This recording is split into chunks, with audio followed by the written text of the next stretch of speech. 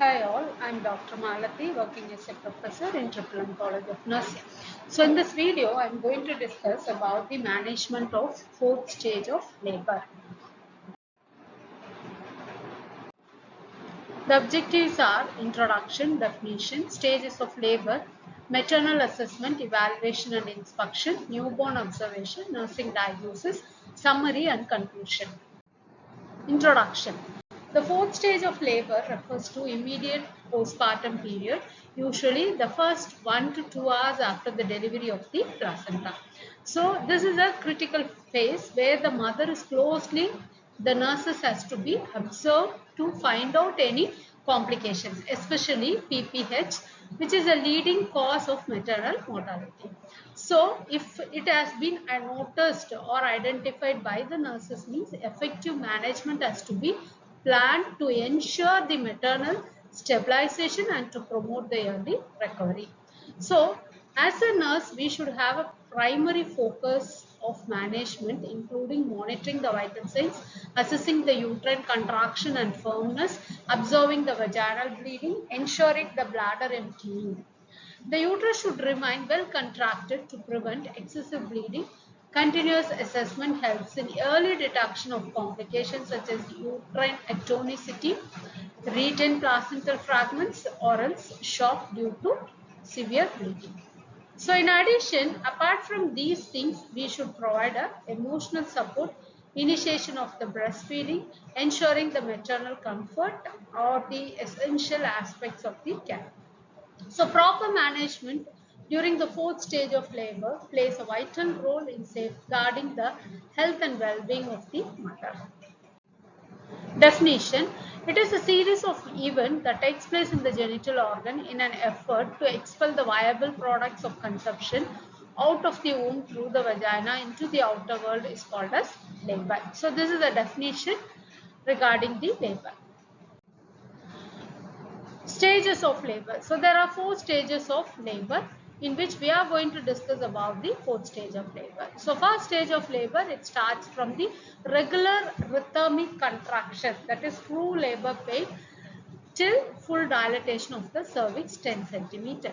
Second stage of labor, it starts from full dilatation of the cervix and ends up with the expulsion of the fetus from the birth canal.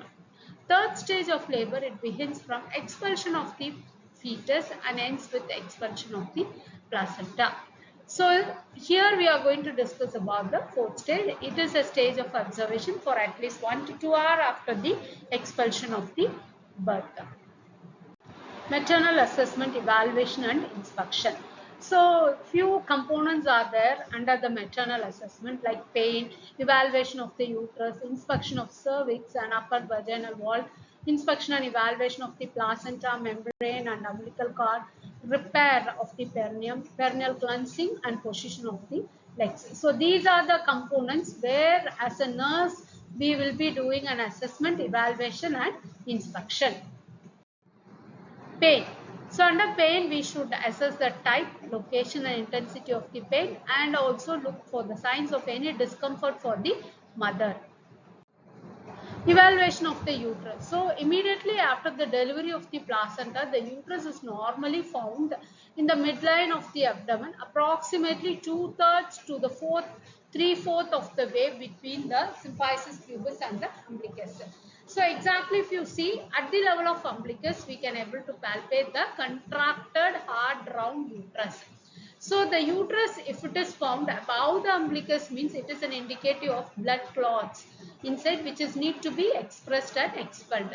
Suppose if the uterus is found above the umbilicus and to the one side, means it indicates full bladder. The mother has to be catheterized, okay, to empty the bladder. So the uterus is assessed every 15 minutes for the first hour and the woman to be positioned with knee flexed and head flat. The nurses has to use one hand to stabilize the uterus just above the symphysis pubis and the outer edge of the other hand to locate the fundus. So this is a method how the nurses use to stabilize the uterus as well as to locate the fundus. Next thing is we have to position the fundus, and it has to be noted in relation to the umbilicus and recorded as a centimeters above or below the umbilicus. So during the fourth stage, the fundal height usually is at the level of umbilicus only. So the placement of the uterus is also noted in relation to the midline, whether it is above the umbilicus or below the umbilicus, right hand side of the umbilicus, it has to be noted. So after noting all these things, we have to look into the consistency. As I told you earlier, after the delivery, the uterus has to be well contracted and it has to be in a cricket ball appearance. So if the uterus is not firm, means it is referred to as a boggy, and the fundus is massaged gently in the circular motion until the uterus gets well contracted and becomes firm. Next component is inspection of cervix and upper vaginal vault. So, as a nurse, it must be considered, or else it has to be inspected in presence of any or combination of the following indications. So, the uterus is well contracted, but there continuous steady trickle or flow of blood from the vagina. We have to inspect the cervix, upper vaginal vault for any trauma. Then the mother was pushing prior to the incomplete dilatation of the cervix. If it is so, there is a chances of getting an injury. Then during labor and delivery were very rapid and precipitous. So precipitous means all the stages of labor which happens within 1 to 2 hours. Then traumatic second stage of delivery, such as prolonged shoulder dystocia or large baby. So in this condition, there is a chances of getting trauma in the cervix as well as in the upper vaginal vault. So we have to inspect thoroughly with the help of a good lightning facility in order to rule out any injury in the cervix and vaginal wall. Inspection, evaluation of the placenta membrane and umbilical cord. So this has to be done before repairing any laceration or episiotomy, because during the examination as a midwife, if we have noticed any retained bits of placenta inside the uterus, means it has to be brought to the notice of an obstetrician, so that after evacuating the content, they will do the repairing. Then coming on to the repairs, the repair of any laceration or the episiotomy is done after the examination of the placental membrane. If there is a need for uterine exploration, so the retained placental fragments is necessary, it is done prior to the repair. So the uterus is checked again for consistency and the repair is beheaded. Next is perineal cleansing and positioning of legs. Here, the nurse has to wash the mother's entire perineal area, including the perineum, vulva, inner thigh, buttocks, and the rectal area. So, after washing the perineal area, the perineal pad is then placed against the perineum. Mother assisted to put her legs together. Next, regarding continuing care and monitoring. So as a nurse, we should check the vital signs every half an hourly, palpate the fundus of the uterus for contractility, massage the fundus and expression of the clots from the uterus, measurement of fundus in relation to the umbilicus to be done.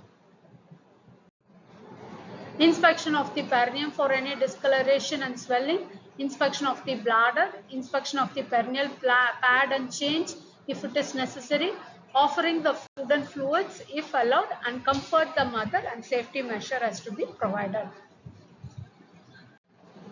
Potential complication. So potential complication, the mother may develop hypothermic reaction, and due to the severe bleeding, there is a chances of developing the postpartum hemorrhage. Coming on to the neonatal observation. So neonatal observation, immediately after birth, we'll be checking the Apgar score at 1 and 5 minutes after the birth. So the components which comes under the Apgar score are heart rate, respiratory rate, color, are used as a basic for resuscitation need. So total score is 10. 0 to 2 is considered as severe distress, 3 to 6 is moderate distress, and 7 to 10 is considered as normal.